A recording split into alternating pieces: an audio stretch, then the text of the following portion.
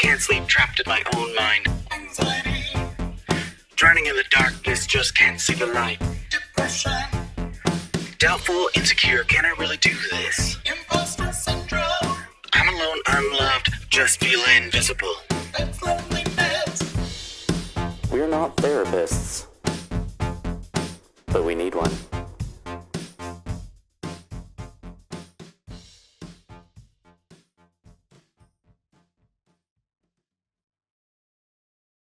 Hello, and welcome to We're Not Therapists, but we need one.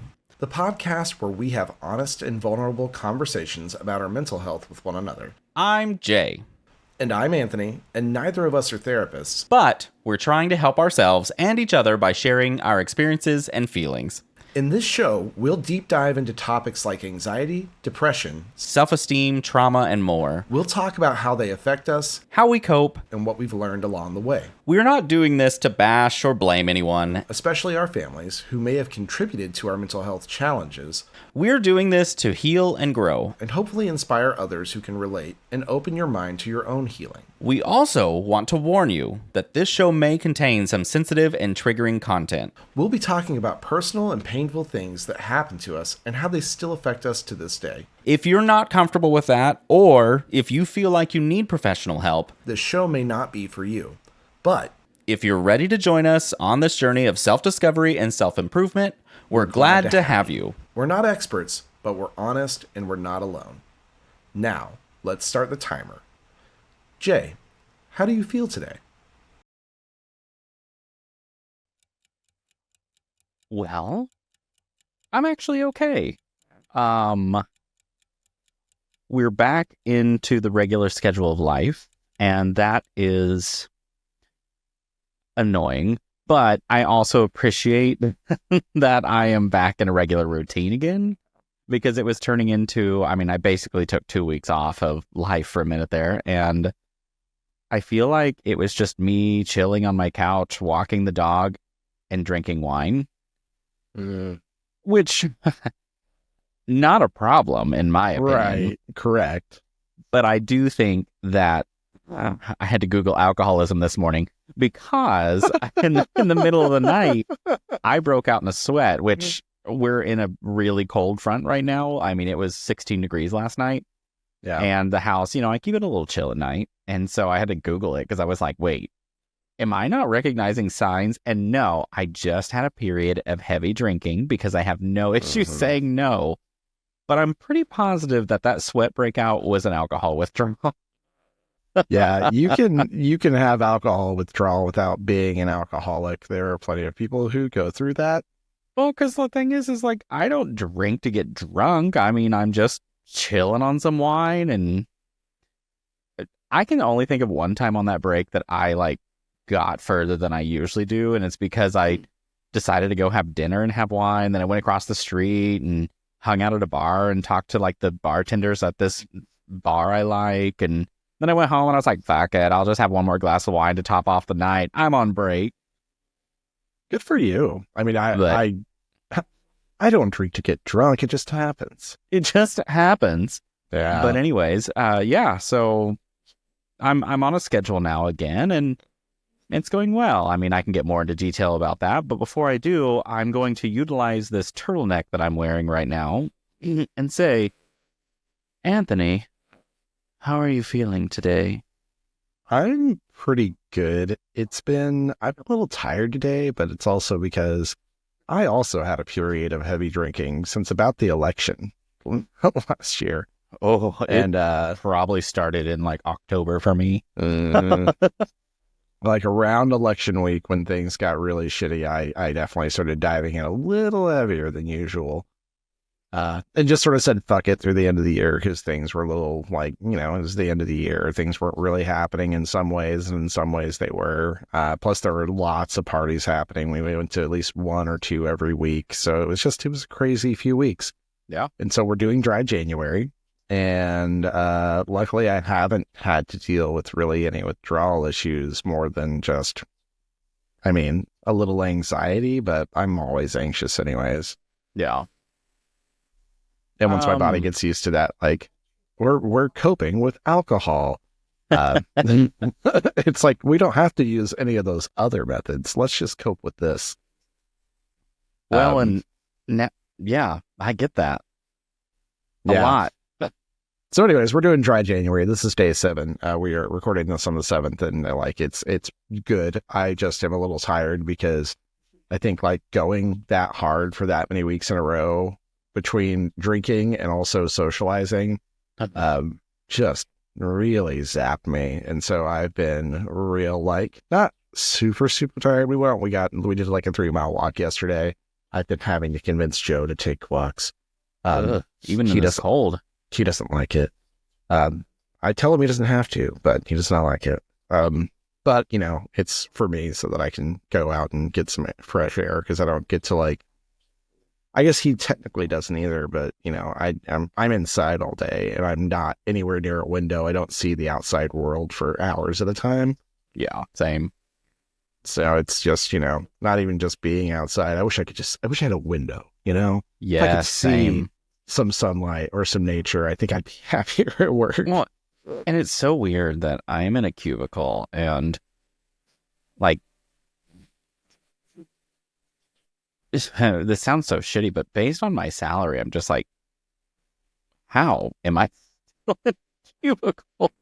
Like, I know what other salaries are in other departments on different floors, and I'm just like, what the hell?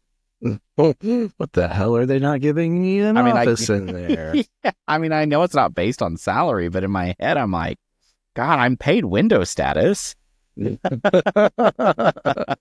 I have my own office, but I'm not paid window status, apparently. I do have a window. It just overlooks the production floor. Yeah. I mean, I have a very large cubicle, and it's not like the low kind, so I have kind of some privacy unless I talk out loud.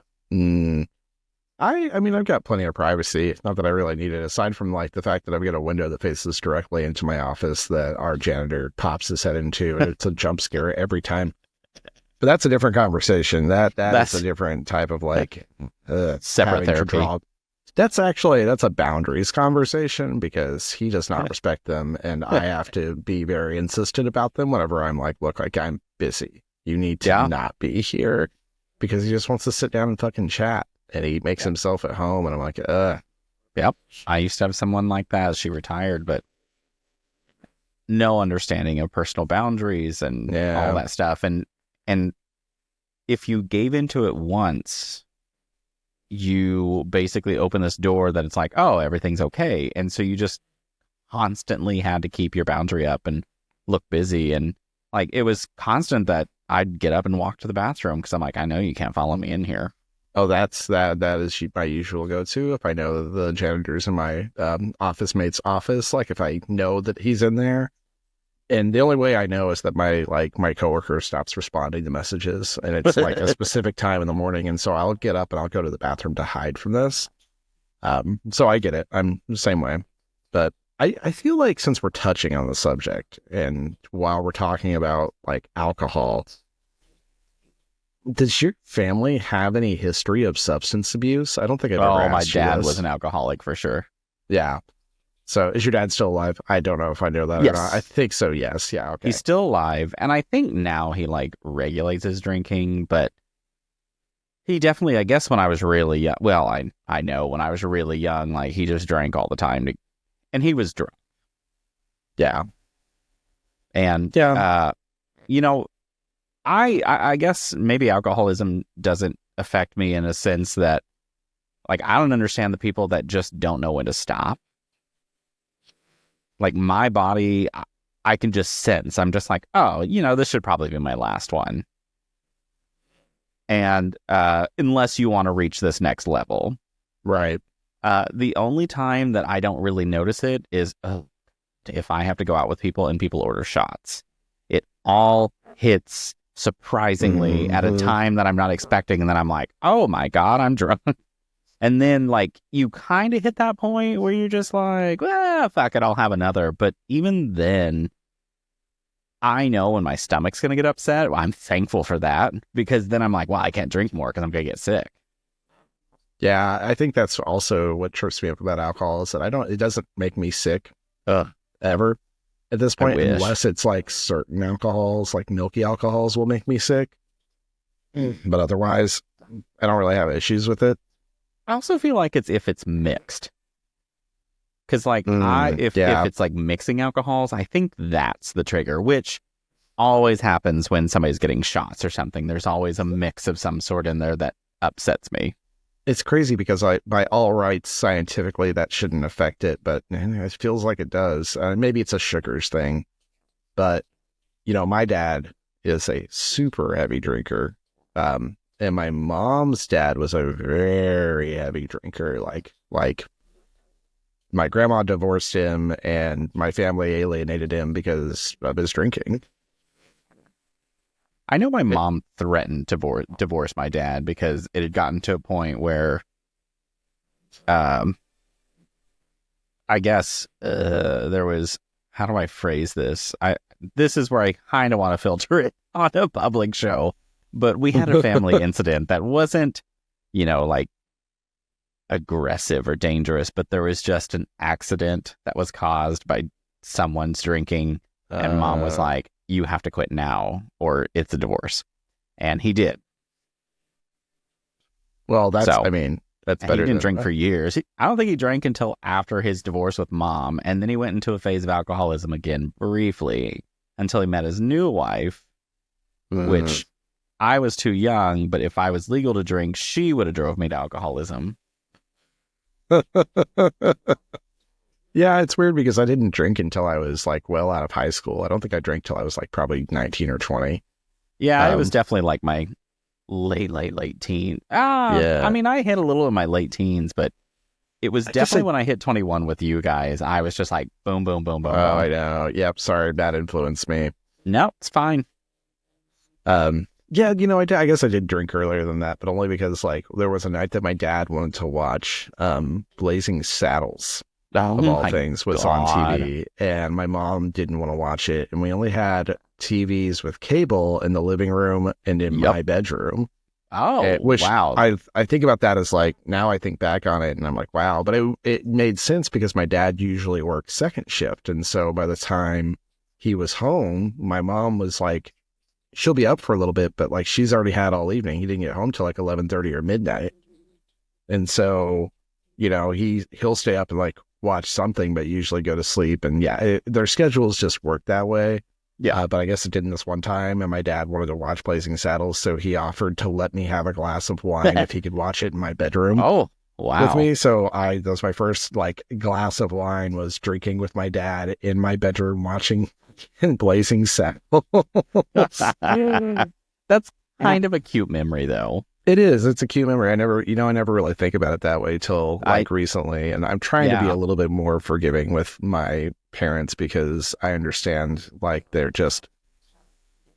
I'm trying to be more forgiving with them in certain ways. Let's put it that way, to where I'm not like begrudging them certain things while still maintaining my boundaries. Let's not get too crazy, but it's little things like that. Where that is kind of a cute memory, but I feel like my dad hasn't had any issues. Like he doesn't like drink and drive or any of that. It just, when he's off work, he cracks open a case of beer and he just goes.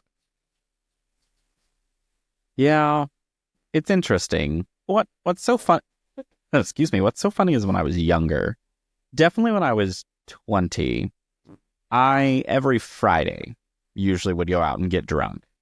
And it was because I had a friend, we were both single, and I was 20, and we always went to this one Mexican restaurant in the town I lived in that never ID'd. And so I'd always get a pitcher of margaritas, so that way I wouldn't have to keep ordering in case they accidentally ID'd me once. Right. And then I'd drink that down. So it had to be weak if I was 20 and doing an entire pitcher. I think about that now, and I'm like, man, if younger me could like drink as much as this me did, like I would have been broke for a very long time. Because I was always going out. Because after that, we would hop over to a biker bar on the south end of our town that I knew the owner, and we had a rule in place that I was fine there. If the bar fight ever broke out, though, I had to leave immediately. Well, right, because the police. Yeah, because if the police showed up, then, obviously that was going to be a problem. Yeah. So she'd sit there and go, if a fight breaks out, you have to leave. Don't stop. Just go. It's so funny how, like, we put up barriers to drinking in the country, but then, like, we all as a society sort of like, yeah, whatever, kids Break will 'em be all the kids and let them do whatever they want. But, like, truly, alcohol is the most dangerous substance that people use for the most part. Like, it causes way more deaths. It's way up higher on the, like, addictiveness scale.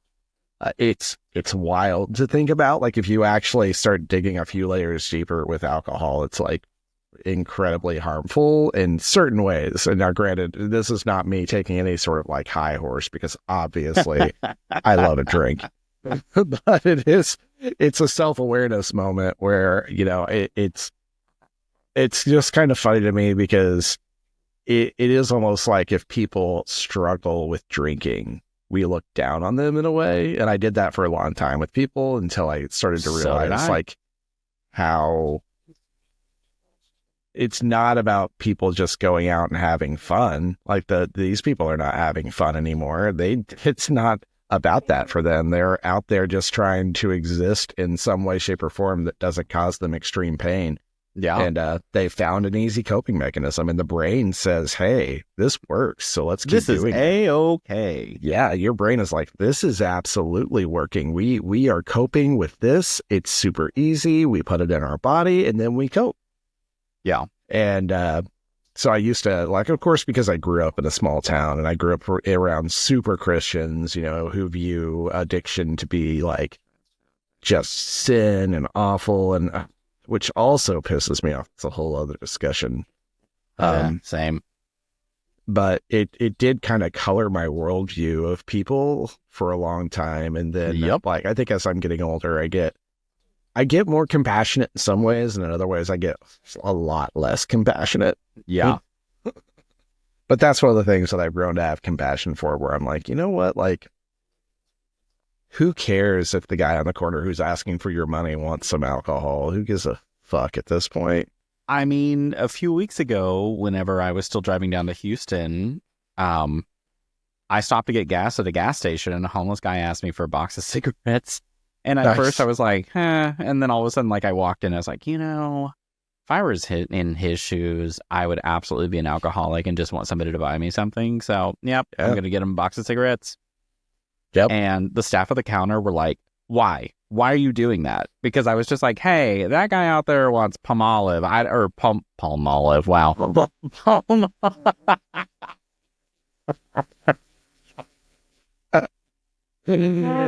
Just as an They said, "You're FYI, fine. You're enabling him with that palm olive."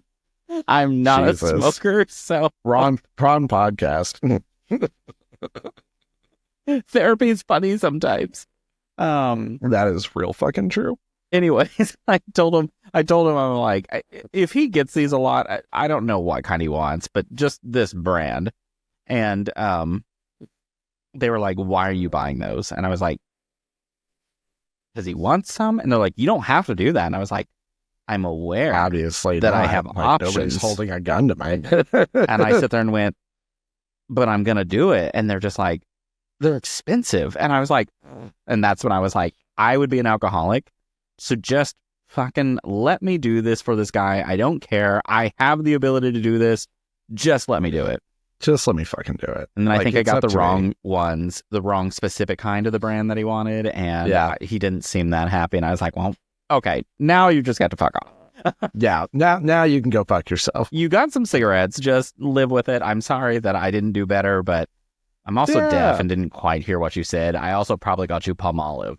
If I were outside of a liquor store and that's all, and I had to ask people to buy me liquor, I wouldn't care what the fuck it is. They'd bring me whiskey and I'd be like, God damn, well, fuck it. You know Well, what? Who cares? You know what? I would be upset if they brought me like Bailey's. I'd be like, throwing up tonight, boys. Oh my God. Bailey's Irish Cream or like Ruppelmint. Or what is that? Tipsy Although- Cow, I think is what it's called. It's those milky liqueur drinks, and those make me sick every time. I can't do it. I can't do milk and alcohol. I don't Somebody know how comes people out with a do bottle that. of Hypnotic. That's upsetting. I see little swirls and I get a headache. I like how I just God. turned like somebody's disastrous experience in life into like me going, ha ha ha, in my life it would be comedic. Because It's how we cope. therapy, It's I a coping cope mechanism. with humor.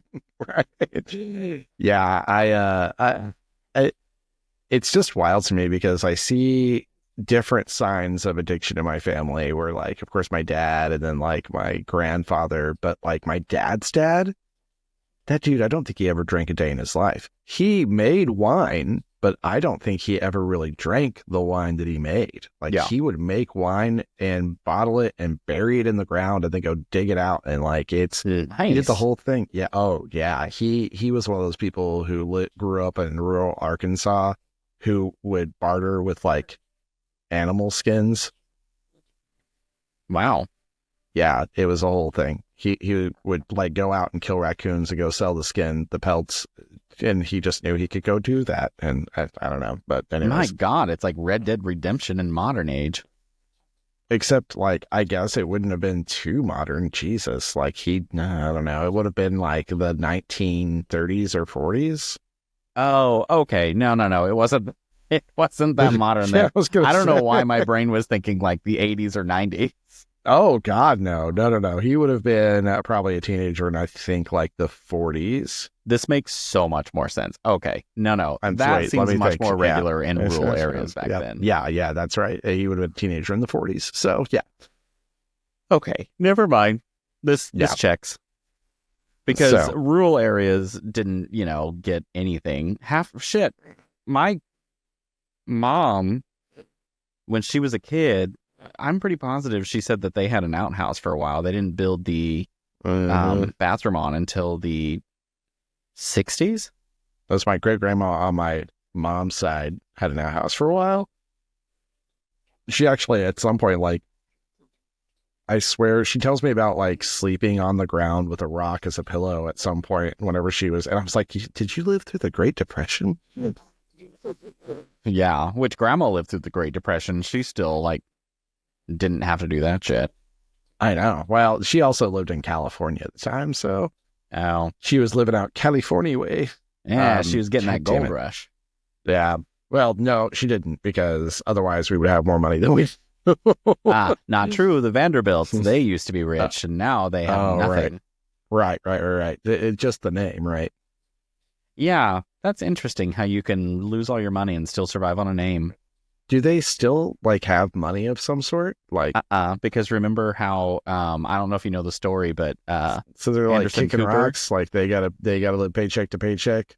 Anderson Cooper is Vanderbilt family, and there was no trust when his mom Well, got, that's I upsetting. think, a tiny bit or something, and But he's whenever our he most came important along, gay. yeah, Huh. he's a Vanderbilt boy. No, I didn't know that. But I love history. yeah, but yeah, it's weird how I talk to my niece sometimes, looping back into, like, substances and things like that. Yeah. Because We landed on it. well, I mean, I had the felt night like it was sweats, and topical. suddenly we I have feel an like it was episode. topical. Well, I've been through bad experiences with, like, binge drinking before, but I think a lot of people have. Oh, I feel like anybody in our early 20s did. That was just normal. I thought that was normal. Yeah, well, I used to, like, all of my days off and stuff, I would just day drink throughout the day for the most part and just chill at the house because I worked retail and, like, I was just so fucking exhausted of people. So I just get some wine and I day drink. And then at some point I started realizing that day drinking was giving me anxiety. Yeah. And so I don't do it anymore. I might have, like if we go and visit you and we go somewhere, I might have, like, a mimosa at, like, brunch or something, but then after that it's water, and I'm even if we're, like, drinking in the evening, I'm just not going to drink all day because I can't do that. It's so funny. Champagne's probably my biggest weakness. I can just down that so easily. It's so easy to drink, and the so- bubbles go straight to my head. Oh my gosh. And I'm like a happy tipsy person with it. Like, it's such a fun me. And so like brunch might be the area where I don't have as much boundary as I should, because I'll be like, boop, boop, boop, boop, boop. But the funny part is it's like noon or 1 finally, and I'm like sober now, tired with a headache. And so I'll have to take a nap in the afternoon. It's because it's lower point, and then you're already diluting it with juices and stuff. So I mean, Exactly. it does get you a little bit. What's funny is even thinking of like, because like my dad as a drunk, whenever he is drunk, is not a pleasant person to be around. He is mad at reality for being what it is for the most part, and he is just very unpleasant. Yeah. My but- dad was like mean humored. It was always kind of this aggressive humor that if you didn't play along right, he was mad. He would do, yeah, that's so stupid. My dad, for the most part, like left us alone. He would just get like irritated and cranky and short. But like, I think about that now and I'm like, I can't think of any alcohol that just makes me upset. I never get mad when I drink. I never get like, I used to get dramatic in my 20s, but that was just because I was in my 20s. That wasn't anything to do with the alcohol. It was me being in my 20s and being awful. That's it. In general, I am a very happy drunk. I'm a happy drinker. I'm chipper all the time. If I'm around people, for sure, I'm always chipper. Yeah. I can't ever think of a time that I get like mad. And I'm very particular about the people I hang out with, that nobody goes mad or too dramatic. Like, drama's fine, but you get like, I had one friend for a long time that every time he'd go out would get upset with his boyfriend and he'd cry, and it would always end the night that way. And I was just like, oh my God, like this isn't even fun going out anymore. I know. I hate that because you're anticipating it at that point. Yeah. Like you don't want to hang out with those people. They're not fun. Now, it really sucked. But yeah, the only other thing I could think of is like the tequila. Something about tequila. Like, I'm still fun and happy. I'm also like ready to be a little sluttier. Oh, that was what I was about to say. Tequila makes me a fucking slut every time. I get kissy when I drink tequila. I like to kiss people. And it is very much like I had a friend call me out on it once because he took a picture of me while I was kissing him while I was drunk. And then he made a Facebook post. It was like, he's getting really drunk if he's getting kissy. And I'm like, I know, but I like it. I get handsy, but it's consensual. Like, I'm not just like touching people. Oh, yeah, I get that. Like I will never, even drunk Jay is just like aware. Like, we respect people. That's true. There are still boundaries. There must be boundaries. Now, there'll be times that I feel like I'm getting aggressive with my joking, which it starts which I've never been told or anything that I push a boundary, but my brain goes, what if you're pushing a boundary? Hold on. And so drunk me is still aware, and I feel like you can be aware. Yeah. I think what usually happens is I will get quieter and then I do the Irish exit. I love a good Irish exit. I love an Irish exit, and I just get the fuck out of there. I just peace out. The bigger the party, the better I am at it too, because I can just be like, and if I get called out for it, I will. I mean, like, after I'm gone, I will take the shit talk. I'm game. Go for it. Yep. And I don't mind either, because I'm just like, you know what? Like, I want to go to bed, man. I mean, New Year's, I was at friend's house, which love them dearly. We knew it was going to be a chill night and all, so yeah. But we just sat there, had a couple glasses of champagne, and then midnight hit, and we were like, "Yay, cheers!" Yeah. And then I put my jacket on. And I was like, "Bye." Couldn't Yeah. Irish exit that one, but I was still just like, Well, it's a go. small group, so I get it. But like, it's funny that you brought it up, because I feel like alcohol is this cultural byline for, a lot of cultures. Like, so many cultures have their own like takes on it. Like British culture, it's so ingrained in. American culture, it's ingrained in. "Yep." There's like, especially Western cultures, it's just almost like a thing that you have to do. Yeah. In some cases. And I've heard of people getting offended, like chefs and sommeliers getting offended in restaurants whenever people say they're not drinking. And I'm just like, it's just wild to me. Like, the expectation is to do that sometimes. And I better as an adult now, because I don't feel like I have to do it if I don't want to. Right. It's funny how much hanging out with friends and all can revolve around drinking. Because, for example, on Mondays, I usually meet a client for my side gig where we maintain a social media.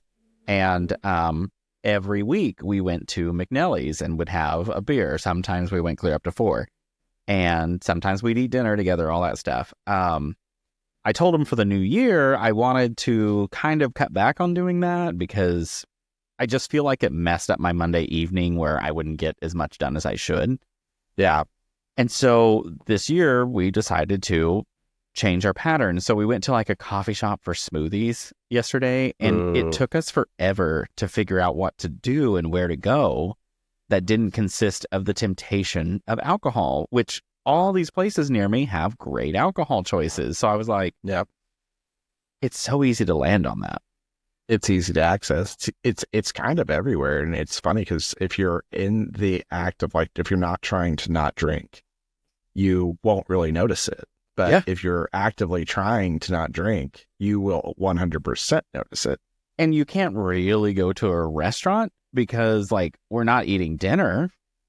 Right. And we don't really need a snack. We're just there for either a coffee, tea, or drink. And there's not a lot of options. And so it's just like, oh my gosh, why is this so much more difficult to work around alcohol? Like, it is ingrained in our society and so strong, like you've said. So, yeah. And I've seen a lot more restaurants offering mocktails. So I don't know. I feel Hopefully weird we're going to seeing a restaurant different trend. and just getting a mocktail and then being like, bye. Yeah, but at the same time, it's probably more conversation for next week. That's a good point. And we're out of time. Thank you for joining us today on our show. As you can see, therapy is not always easy, but it can be very rewarding and healing. If you want to follow our journey and see how we progress, tune in next episode for the continuation of We're Not Therapists, but We Need One. Join us on our socials, TikTok, Facebook, Threads, and Instagram, and email us at nopenotttherapists@gmail.com. That's NOPENOTTHERAPISTS @gmail.com. We would love to hear your thoughts on our journey, or any questions you have that we can help answer. Until then, Stay safe. mental health is a serious and important issue that affects millions of people around the world. If you or someone you know is struggling with depression, anxiety, trauma, or have any other mental health conditions, you're not alone, and there is help available. You don't have to suffer in silence or feel ashamed of your feelings. There are many resources and support networks that can help you cope and heal. Here are just a few. The Crisis Text Line, which is a 24/7 service that connects you to trained crisis counselors who can help you with any type of emotional crisis. You can text HOME to 741-741 in the US or Canada, or 85258 in the UK, or 50808 in Ireland. You can also visit crisistextline.org for more information. The National Suicide Prevention Lifeline, which is a 24/7 service that provides free and confidential support for people in distress, as well as prevention and crisis resources. You can call them at 1-800-273-8255 or chat online at suicidepreventionlifeline.org. The Headspace app, which is a meditation and mindfulness app that can help you reduce stress, improve your mood, and enhance your well-being. The app offers guided meditations, breathing exercises, sleep sounds, and other tools that can help you relax and cope with your emotions. You can download the app for free and try it for 10 days or subscribe for unlimited access to all features. You can find the app on the App Store or Google Play, or visit headspace.com for more information. These are just some of the resources that we have found helpful, but there are many more out there that can suit your needs or preferences. The most important thing is to reach out for help when you need it, and to know that you are not alone. Mental health is not a weakness, but a strength, and taking care of it is one of the best things you can do for yourself and your loved ones. Until next time.